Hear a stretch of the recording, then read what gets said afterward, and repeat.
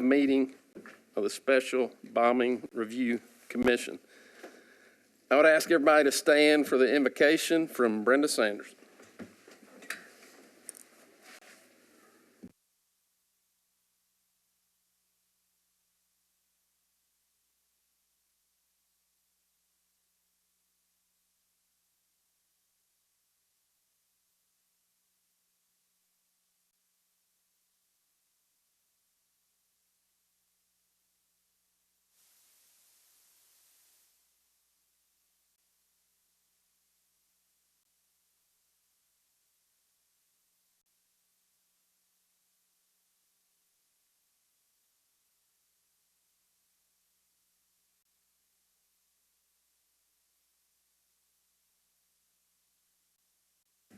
Do I have a motion to approve the agenda? Second. Motion and second. All in favor say aye. Aye. All opposed? Item 5, a motion. You should all have a copy of the minutes. Give you an opportunity to review that, and then I'll consider a motion to approve.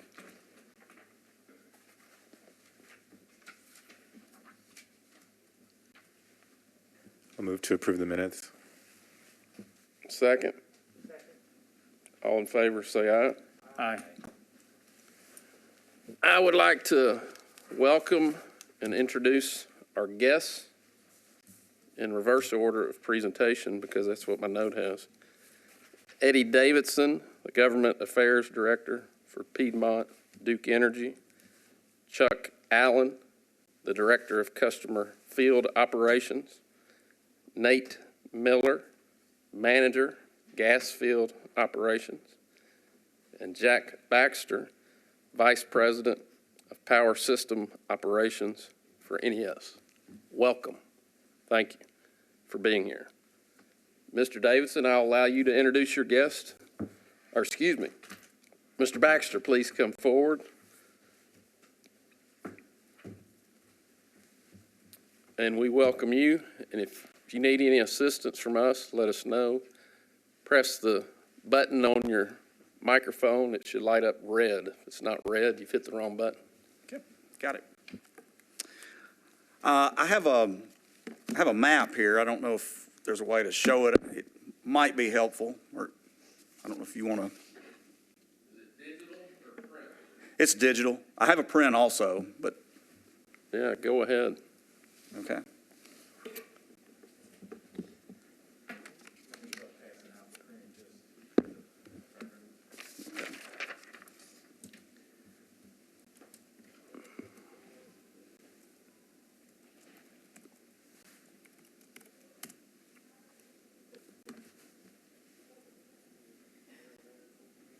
Well, is your monitor on?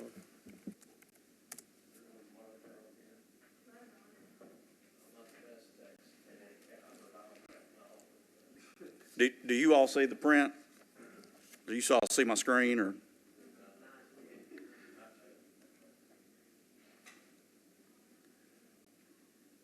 you see it on your screen? I do see it on my screen. Turn your screen around.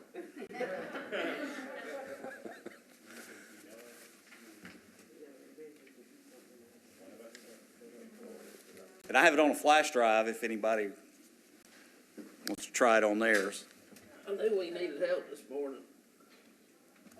I have a flash drive port. If you want to bring it up here, let's see if I can make something happen. And if not, I think we're going to take it out. It might be helpful.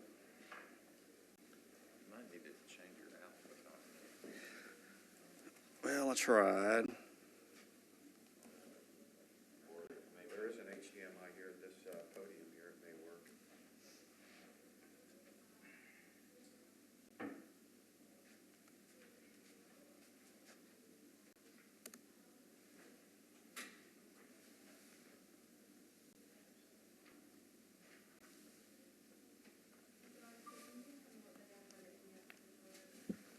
Jack Baxter, Vice President, Power System Operations. I'll give that back to you, then it exceeds my capabilities.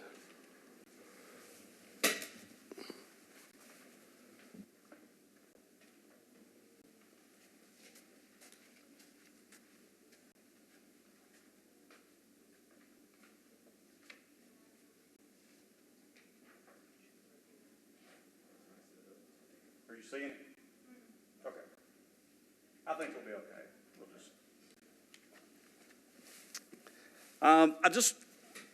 Really what I want to do, and like I said, I had a drawing. I was going to kind of show you the area, but I'm just going to kind of walk through our activities during the event. So the explosion occurred around 6:30 in the morning. We were immediately on duty. Well, first of all, let me tell you just a little bit about the downtown network. It works differently than any of the rest of our power system. It's sort of standalone. It's designed to be extremely highly reliable system. That's sort of allowed because of the dense load, and it's a network type system is what you typically find in dense urban environments. Again, Nashville, Memphis, Chattanooga, Knoxville, Atlanta, those type places. The largest electric network operated in the world, and as one might expect, New York City. So it works the same, and it's designed for high reliability. And I can go into the details about how that works, but it gets kind of lengthy. So I'll just leave it there. If you all want to know more, I'll be glad to explain it to you. I'm an engineer, and I could talk about it for eons. But so anyway, the explosion occurred around 6:30 that Friday morning, December the 25th. We have 24-hour system operators on duty. We were made aware that there was a problem. Actually, we detected that there was a problem. So by 7 a.m., we began calling our network crews in because we have dedicated resources that work on that system downtown. By 8:30 in the morning, they were all stationed at NES, waiting to see what the next move was. We had someone on scene downtown at the command center that we were in communication with, letting them know we were ready. Of course, we needed access. At 10 a.m., we had no physical access to the blast area. And I will point out that we did not lose any power downtown. The breaker, the breakers to those buildings individually, some of those, they had interrupted power to the buildings. But as far as the NES infrastructure went, everywhere downtown had power. So the bombing did not affect our power system as far as power delivery. So around noon that Friday, our network crews were finally given physical access to the area. And we went into some of the vaults that we could get into, and also went to the substation and did some things remotely. Opened up some of the network protectors to begin isolating some of the stuff downtown. And we also, after talking with Metro and other agencies there, told us kind of areas they wanted de-energized. And so we had to physically get in some manholes and make some cuts. On the flip side, because this is a high reliability system, it's not easy to manually disconnect power to specific areas either. So we made those cuts, and we isolated some areas, not our primary voltage, not the 13,000 volt cables, but some of the low voltage cables that serve various buildings. And so we wanted to make those cuts because we wanted to leave power on to buildings that were unaffected. So we left that evening. We were told that our services would not be needed any longer. Our crews left. We reported back Saturday morning on the 26th at 7 o'clock. Hung around for most of the day or all morning. There really wasn't anything for us to do. We had some vaults that were under rubble. Of course, could not get access to those. We did discover that morning that afternoon about 1 o'clock, there was still one building at the corner of Church and 2nd that was still energized. That had not. It was the Hooters restaurant, and so we had to make some more physical cuts to get them de-energized. We also were requested by the Metro Bomb Squad, some of the vaults in AT&T building had water in them, where the water had pooled, and we assisted them in getting that water pumped out so that they would have access. So we just sort of spent most of the day just trying to help out where we could. Around 5 o'clock that evening, we were able to get access to some more areas and discovered that one of our high voltage cables had concrete laying on it. So we did some more de-energization work to kind of make that area safe. Sunday morning, our crews came back in. We learned that AT&T had brought in mobile generators at some point, the afternoon before or overnight, to power the building, but they had determined that their generators were not sufficient to carry the load that they were going to have. So at that point that morning, it was determined if power was going to be restored at all to any part of that building, they were going to have to get back on the NES system. Of course, there was no physical access to the transformer vaults from 2nd Avenue. That area was still blocked off. So they made the decision. They went into one of their mechanical rooms in the basement and actually knocked a hole in the concrete wall of the vault, because our transformer vault is like a basement room in that building. And so they punched a hole through the concrete, and which allowed us, first time we'd had physical access to the vaults that feed their building. There was damage in there, as we suspected. And so AT&T, there were 3 transformers in that vault, and they're all tied on the secondary side, like where you have a transformer at your house and a single wire, either underground or overhead, comes to your home. Something like the AT&T building has 3 power transformers fed from different sources, and then their secondary side, they all connect together, and so it's actual metal bars, bus bars, and then they connect services going to different parts of the building from that location. And so one of those was damaged, had to be isolated. We also discovered in the cable, we have fuses on all of our secondary cables. Some of those fuses had blown during the explosion, and so this again was the first time we'd had physical access into the vault to see what was wrong. It was late in the day. We came in Monday. There were 54 fuses that have to be replaced, and that's almost a day's work to do, because everything downtown, the transformer vaults, the manholes, all of that, is made to be operated if there's water in there. All that equipment's made to be submersible. It's not ideal. It's kind of like my Fitbit's water resistant, but I probably don't need to be in the pool all day with it on. So it's kind of that type of thing. But anyway, all these fuses are made up into the cable, and they're taped up so that they're waterproof. So you have to cut all those off, have to replace all the fuses. Not all the fuses blew, but we made the decision.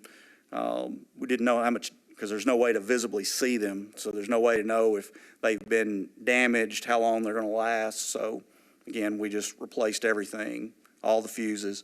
So at the end of that Monday night, Monday, December the 28th, we were ready to restore power to that vault. And so we did that on Tuesday morning. We had a few more things to do.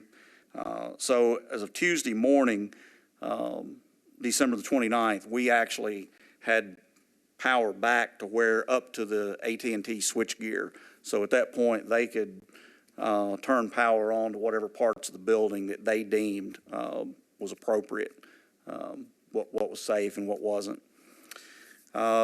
Then NES spent Wednesday and Thursday, December the 30th and 31st, our high voltage cables, our 13,000 volt cables that run along 2nd Avenue in the manholes, those were still energized at that point. And we'd been requested to kill all power in the blast zone. So we spent Wednesday and Thursday getting in various manholes and making cuts and capping wire and getting that entire area de-energized. And so that's sort of where we sit today. The AT&T building has its original power. We also set some temporaries for them so that they could transfer between their normal power source and temporary, because they're again, with the work going on. There were submersible transformers along the AT&T building and also over on the east side of 2nd Avenue that fed all of the buildings over there. Though we removed those transformers out of the vaults just to get them out. Some of those vaults are damaged and are going to have to be repaired. Our engineering and operations folks are in discussion with Metro and various property owners, because depending on what the new vision for 2nd Avenue is going to dictate whether we go back with what we had or whether we need to make some changes as far as those individual property owners. So we're in those discussions now with Metro and various property owners and developers about what's going in the future. And so that's really the extent of what we had and what we did, and I'd be glad to answer any questions that any of you all might have. Yes, ma'am.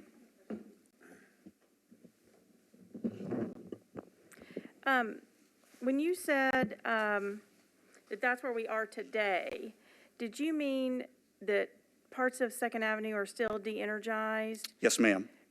Everything within that blast zone is still de-energized.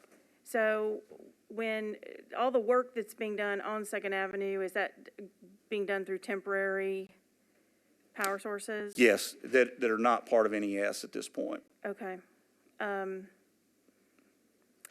When do you anticipate being able to get back in and either do, who would do the repair to the vaults? The vault repair is actually the responsibility of the property owners. Okay. So they will have to do those according to our specs. Okay. And again, nothing's been decided. Again, if everything is going back exactly like it is with the same type of businesses, Right. because if it's a hotel going back, that load is different than apartments. Right. If it's retail. So again, we're really waiting on The plan? Okay. And we'll make whatever, the existing vaults that weren't damaged, we may be able to use those again. Again, it all depends on loading of what goes On the back in load. there. Okay. And so really, we're waiting. We're ready. Whenever decisions are made and we can move forward, we're ready to do that. Is there a rhythm to the meetings that you're having? Does it feel like it's moving apace or not? We're really where we can meet whatever demands and expectations. So it's really up to the developers to set that pace. Okay. The developers and Metro Planning. Okay. And so for us, we're really agnostic. I mean, it doesn't matter to us. Does any deterioration of the equipment occur when it's not in use? No. This is a long time for equipment to not be in use. No, it Okay. is not. Okay. And actually, the transformers that we removed 5 particular transformers that were feeding the west side of, or the east side of 2nd Avenue. The transformers that were in the AT&T vault feeding their building, those were undamaged. The ones that were there are the ones that are being used. Okay. We actually removed the others because because of some upgrade plans we have to downtown. Those were due to be removed anyway because of age. Okay. So we removed those from service, but they were not damaged. They were fine. Again, we went ahead and removed them. Okay. And then again, not knowing, again, if we're going back with, the developers are going back with exactly what was there or something different, so. Okay. But as far as the underground cable and the infrastructure that's in place, we've inspected it, it's fine. There's no deterioration Okay. if it's not used. Great, thank you. Go ahead, Commissioner Gamble. Thank you all for being here today and giving us an overview of your after action after the blast. You mentioned that never at any time did the blast cause a loss of power to downtown. Did it impact any other areas? Were there any outages in any other areas? And what do you attribute to your system that it came through in a great way, that the power was not impacted? There were no outages anywhere else. There were no impacts. Really, because all of it's the way the infrastructure was designed when it was built downtown. All of it, like in your personal neighborhoods, if you have underground power, it's conduit, it's buried in the ground. Everything downtown, because like we're in a neighborhood, there may be a couple of conduits running with cable. If you ever look when you have stuff exposed downtown, it's like 5 by 5 conduits wide, 5 tall, maybe 3 and 4 runs of that, and they're all encased in concrete. So just it's a more robust infrastructure.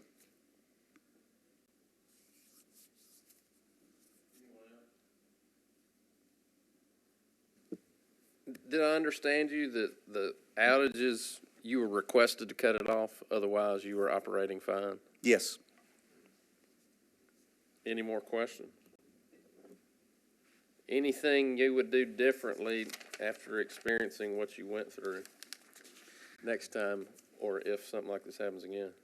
No, not really. Our communications, I did mention we were, of course, we have direct line with, direct communications with OEMs, EOC at all times. So we were told who the incident commander was on scene and where they were. So our folks on scene were able to get with them and communicate with them. We also sent someone from our engineering department over to OEM, to the EOC, so that, we've got somebody over there hearing what's going on firsthand. And so, all the communications between us and the EOC went as expected.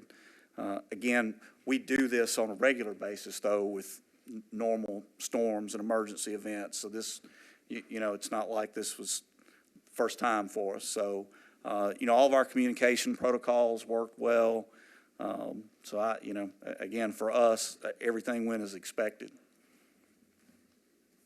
Seeing no more questions, thank you, Mr. Baxter. Okay, thank you. Mr. Davidson, we're going to make sure you're set up this time. We got some people's help in here. And so if we need to give you a chance to make sure that's ready, we're happy to go in recess for a couple minutes to make that happen. If we could mill about smartly, Mr. Chairman. Mill about smartly, please. Thank you. But not far.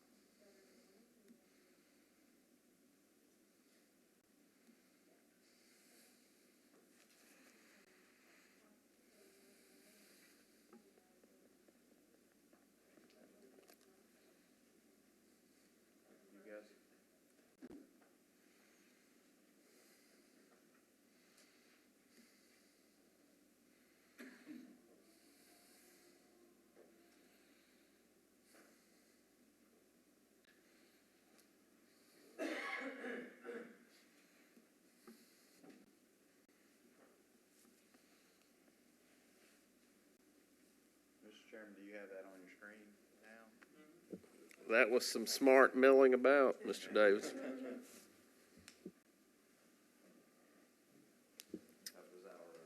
That was our friendly sabotage plan with our competitors here. Your other power provider. Thanks for being the guinea pig. It worked like a charm, so.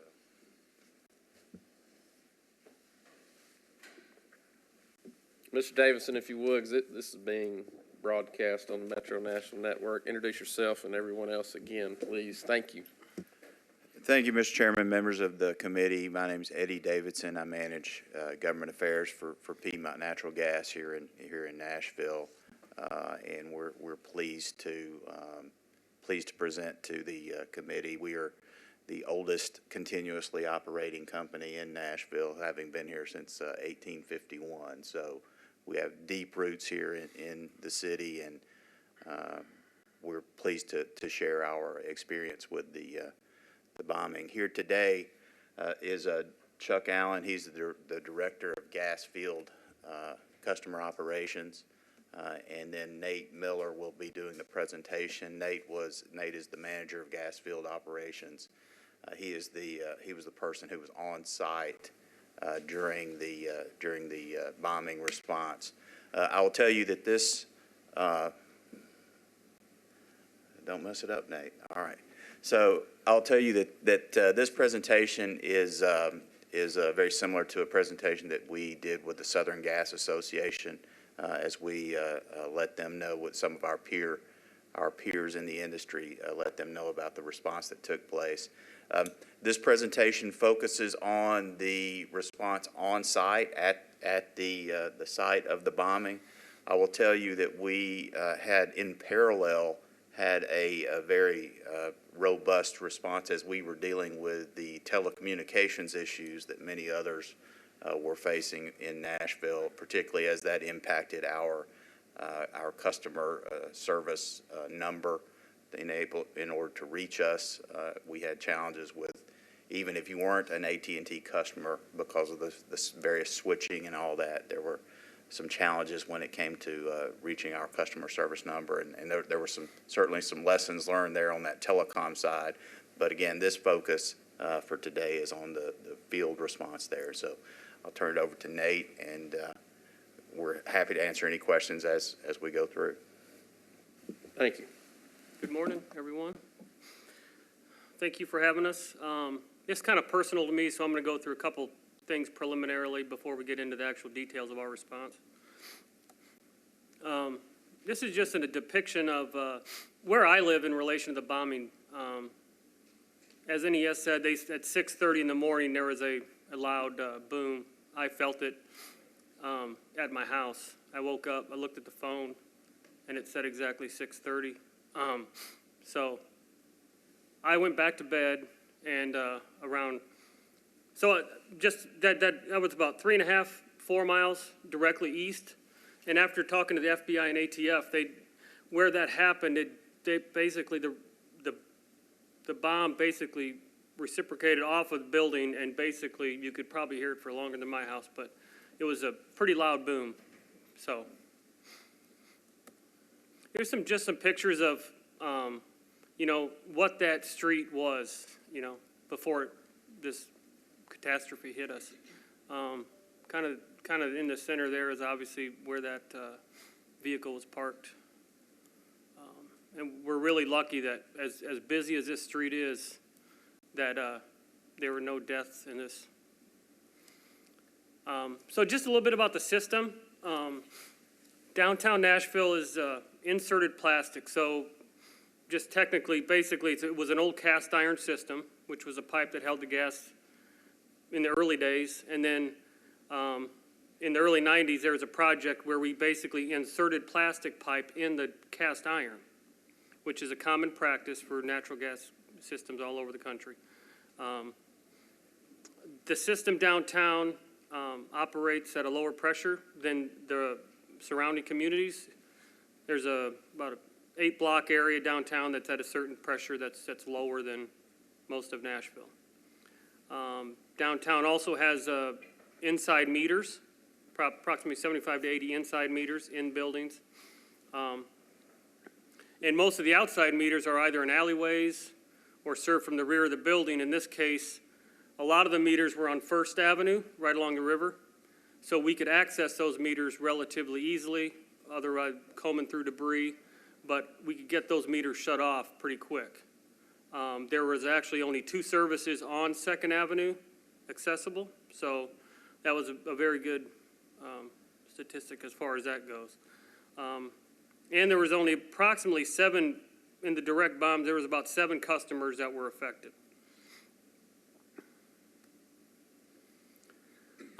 Just at a timeline, I talked a little bit about it. I felt the boom at around 6:30. We started getting leak calls at around 7. My supervisor, who is under me, was getting calls, so he was on call that day. So he was getting calls, alerted me, of course, right away. We didn't know exactly what was going on. There was somebody, thought there was a bomb. Nobody, obviously, we didn't want to make any assumptions. I immediately got dressed, met him down at the Incident Command Center at 5th and Fatherland, which is where Metro Nashville has a facility. That was their Incident Command Center. So we met up with the incident commander, made sure we were present, kind of just in a holding pattern until we were available to go on scene and start reacting to what had just happened. So approximately around 9:30, after they were getting all their structure set up and everybody into the facility, we were released to go on site. Obviously, these are pretty destructive pictures here, but obviously it looks a lot better now, but this is what we were kind of dealing with down there at the zone. So our initial response was we had 3 management personnel, it was me and 2 other supervisors. We had 10 field employees from 2 separate groups that were initially on site. We turned off the meters like I spoke about in the areas we could access. We initially then started thinking about, if there were leak calls, how are we going to isolate this main that's in front of on 2nd Avenue? So we came up with the isolation plan for turning valves off to isolate that main if we needed to. We also, at the same time, we're doing leak surveys, so we take a gas device that sniffs the air to make sure there's no gas in the air, to make sure there are any leaks that maybe somebody didn't call in, because if they're not in the buildings, they're not going to call a leak in. So we continually leak surveyed for the next 3 days, just on an hourly basis, just would start walking the streets wherever we could get into. We stayed on site. I was down there every single day from Christmas for the first probably about week and a half. I did get a little relief from another manager, but I tried to take a little bit of ownership of this since it was kind of personal to me, and I was there from the beginning. And, the relationships between the FBI, the ATF, Metro, it was good to have a familiar face so they could relate to, if there was something came up, they could come to somebody and get a point of contact and respond. So after approximately about a week, we were able to isolate that main in front of Second. So we basically capped it at Church and capped it at, not Broad, the next street to the north. Anyway. Commerce, yeah, should know. Commerce and Church. So that little piece there, we basically squeezed our main and isolated it and took the gas off of it. Just in case there were buildings, there were in bad condition. We didn't know, people were going to start there and start digging up the road or anything. So we wanted to make sure that we didn't have any gas on that. And that was requested by the fire chief and the incident commander. We also then did another leak survey about that same time of a 4-block square area around the bombing area to make sure there were no leaks. So that's more an intense thing where there's multiple leak surveyors in there walking the streets and making sure, checking valve boxes, buildings, meters, make sure there's no leaks. And we did not get one detection of a leak through this whole process.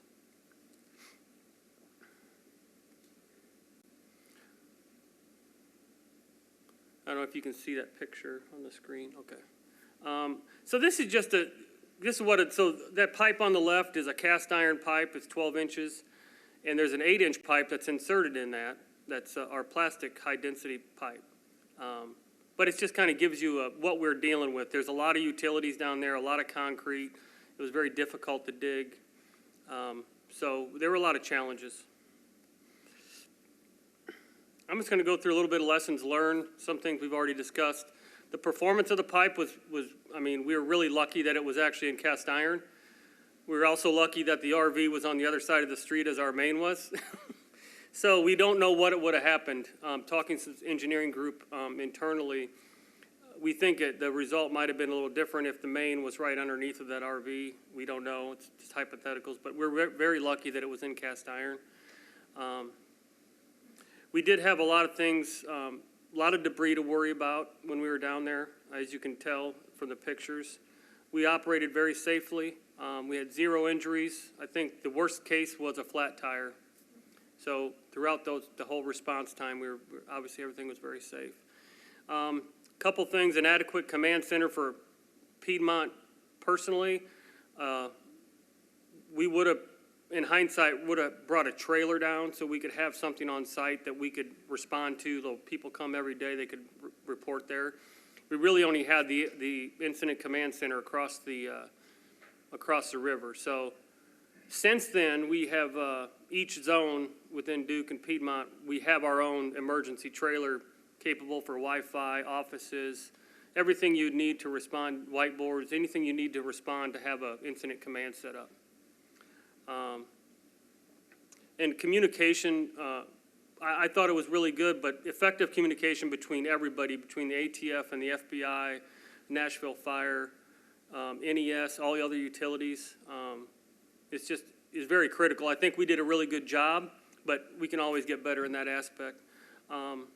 As NES also mentioned, we had personnel at the Emergency Management Center over by Belmont. And since then, I have been certified, and 2 other staff members have been certified to be able to go to that center and help. So we have additional staff if something were to happen where we have a little more flexibility. But we did have someone stationed there daily through this process. We also, since then, have have an application now for emergency work. So like those meters we were turning off, we actually have an application now where we can if we turn a meter off, we have an application where that technician can go in, hit a button, and it won't turn the meter off, but it'll show that it's turned off, so that if anybody is in the system, they'll know that they don't need to turn that meter off. So that was one thing that was already in the process, but that would have been we would have used that in this situation. And I think that's all I have. Unless, Chuck, Eddie, you got anything to add? Questions from the commission?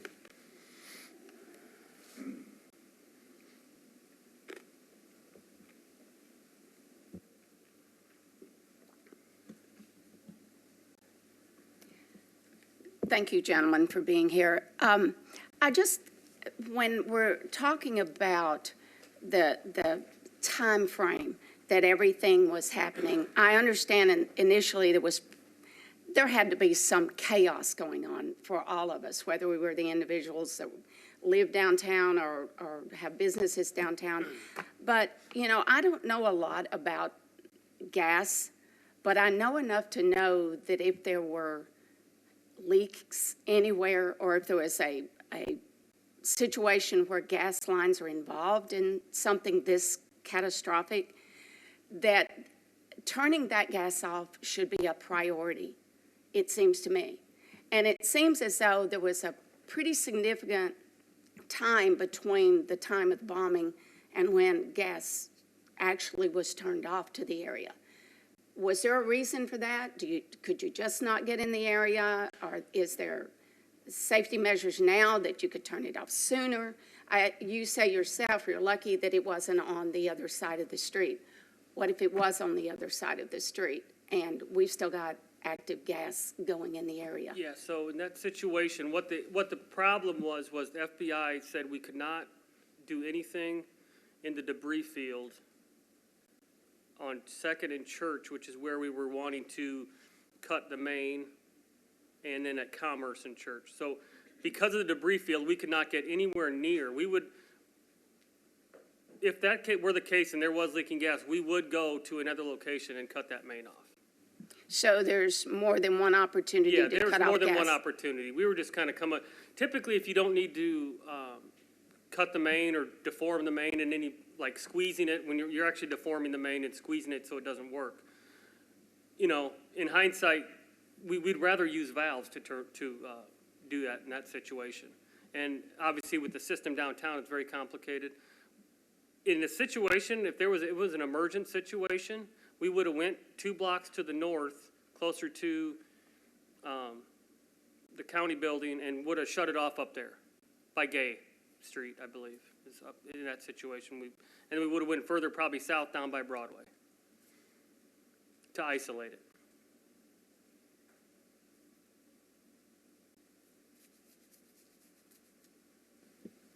Thank you. If you can elaborate a little bit on that. So how was it determined that it wasn't an emergency, that you didn't need to take the extra steps to turn off the gas at that point? Because there were no leak calls in the area. Okay. Fire department were actually in the buildings at the time, and they have gas indicators on them. So they'll know if they have any type of gas, and we would be alerted. That's why we were always on site. It didn't matter, 24/7 for the first week, we were on site, because we didn't know, maybe something was partially damaged or something, and it could leak later. You didn't know. So we were constantly there and in touch with the fire department, and they were in and outside of these buildings all the time. And obviously, we were walking the streets as well, the areas we could get into. But I understand your concern. If something happens, you need to react, and our reaction would have been to, especially with that main, we would have went to another location that was not in the debris field, where FBI would have gave us area to work, and we would have shut the main off that way. There's multiple scenarios. I mean, we could probably write up a couple pages of what, you know, if we don't have this area, then we got to go to this area, we got to do these valves, or we were just trying to work with what with what the situation gave us. Does that area currently have gas? Yes. So it's never been shut off? No, we capped the main about a week after the incident, when Okay. we were able to go after the FBI had done their investigation. They combed the street, got all the debris off. Okay. Yeah, we then did open up 2 holes, capped the main, and it stood with no gas on it for months. And this 2 months ago, our construction group had a project, and they gassed that back up. Okay. So it has gas back on it now. Okay. And then at the same time, we did some other improvements as we were down there to some other system improvements since we had things opened up, so. Okay. And then just a logistical question. Have you sent this PowerPoint to Chairman Summers? I have not. Can you send that to us so that we can make that part of the minutes of this? At the end of the meeting, I was going to ask both of Okay. them to do so, send anything to me. And Mr. Davidson has my email address. Perfect. Thank Will you. do. No problem. When you say cap the main, you're talking between Church and Commerce, correct? Correct.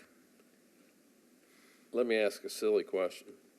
What was the risk of harm if you did find leaks? A risk? Yeah, risk of harm.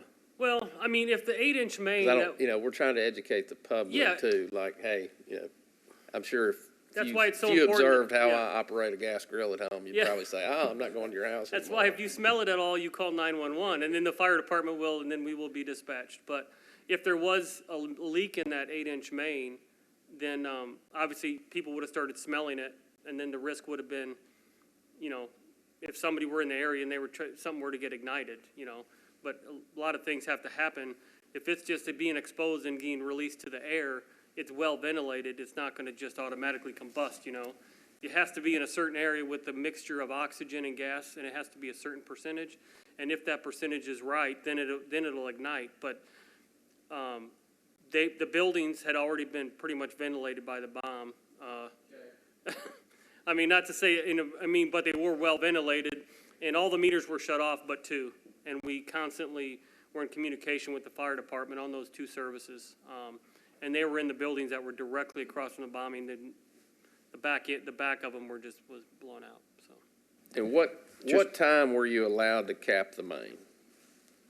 Did you want to add something to that, Chuck, before? Just And a I'm not little looking bit for of specifics, additional but- information for Nate's.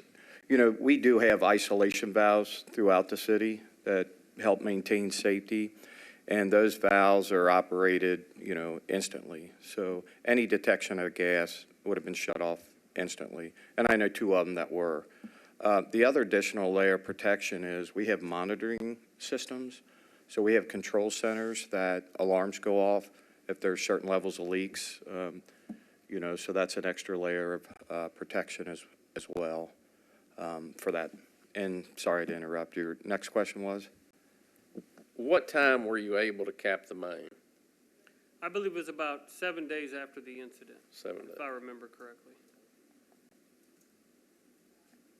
And again, you weren't allowed to do it by the people that were in charge of the site.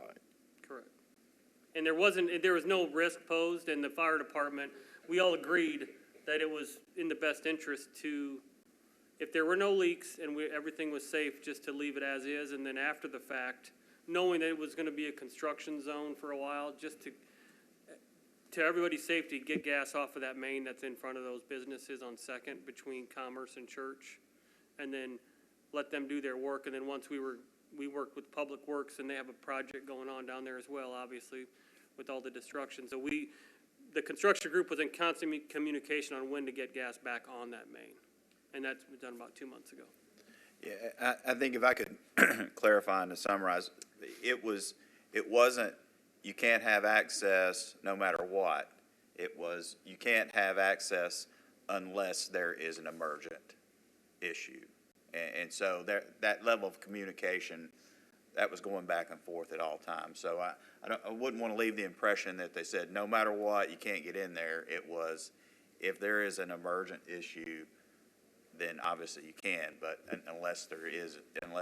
if there's not, then we're going to restrict access as they were doing the crime, certainly doing the crime scene investigation and all that. We just And didn't really the have- fire department's personnel had gas leak detection capabilities. Yes. And so they would have alerted you if that situation arose.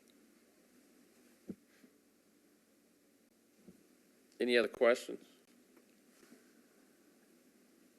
Thank you, gentlemen, all. And like Commissioner Quinn stated, if you could email me your presentation to make it a part of our records or appendix to our report that we have to produce. And same for Mr. Baxter, that map you didn't show us. Thank If you you. could send it to us, we'll put it in there.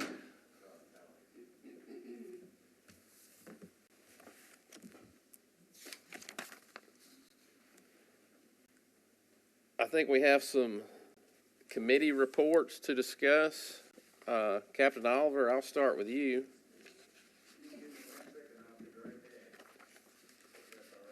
Oh, well, I will move on. Commissioner Martinez? Yes, so submitted the Criminal Investigation Committee's initial draft. So any comments on those or comments on that or edits? Let me take this off. So I submitted the Criminal Investigation Committee's initial draft. So we'll take any edits or suggestions on that, if there are any, especially coming from the Lessons Learned Committee. If you need anything else, please let us know. We'll wait on Captain Oliver to come back. But, you know, one thing I've been thinking about, and as a lawyer, my disability is writing too much. But with the Criminal Investigation Committee, I see a lot of bullet points. And our report, I think, is not for us to digest, but for us to present to the public in a digestible way. So if you have any comments on how to do that, please let me know, because I'm, as chair of the Lessons Learned Committee, I want to take these two reports, combine them. But before I did that, I would like any comments that anybody has to the various reports matched with our timeline that we have and any other documents that we have before doing so. Captain Oliver, what say you on the Bombing and Response Committee report? I'd be more than glad to answer any questions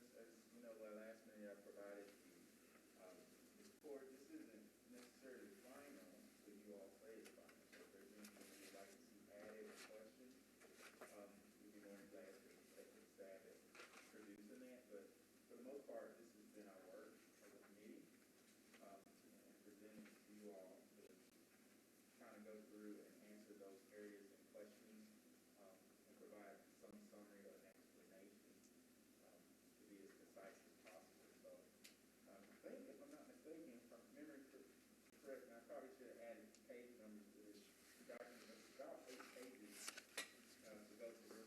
So, The Lessons Learned Committee will clean up your pagination omission. that was pretty much my hope. I think that's you all, you should, make it easier about and add it, into what you all, found, but, are there any questions? I guess is my question here.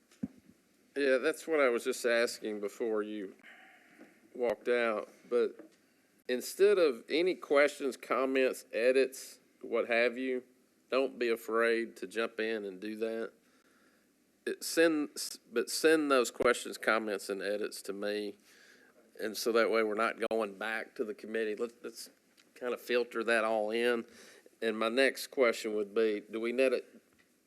I know we do. We need to set a timeline for when those questions or comments are going to be, because our next meeting is going to be February 22nd, and then we'll have one more meeting after that.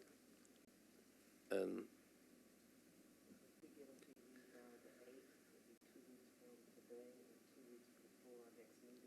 is that enough time? I think so. So February 8th?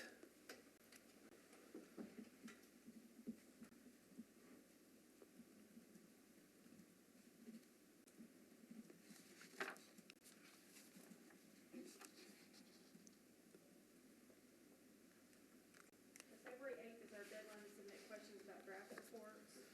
And then what was the 2 weeks after that? Our next meeting. February 22nd will be our next meeting. And ideally, the Lessons Learned Committee will have a draft by then. I would like to underscore the word ideally. But I do want everybody to take a look, don't be shy about editing. That goes for anything I have to. And any questions, but, do it in that document so when it gets to us, we can look at it and put everything together. Is there any reason to make these draft reports consistent stylistically? Does that make them easier to read from the public's point of view? In other words, if they're Well, organized I would in the same rely way- on Commissioner Gamble to tell us what looks good to the eye. I agree that it would be helpful to have some consistency so that when we are drafting, when the Lesson Learns Committee comes to draft the final report, it can follow that same guideline.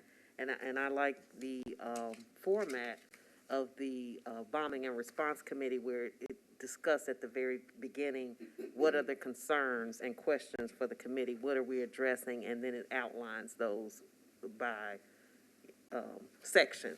That's helpful. If we can follow that same model for the Criminal Investigation Committee, at least naming what the concerns and questions are that we're addressing in this section, that would be helpful for our Lessons Learned Committee to put it all together. Thank you. Anything else? We got the next date. February 8th is going to be, get your edits to the committee reports. February 22nd is our next meeting. And pending anything else, a motion to adjourn.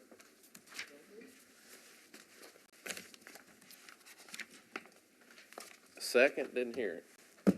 Second. We're adjourned. Thank you.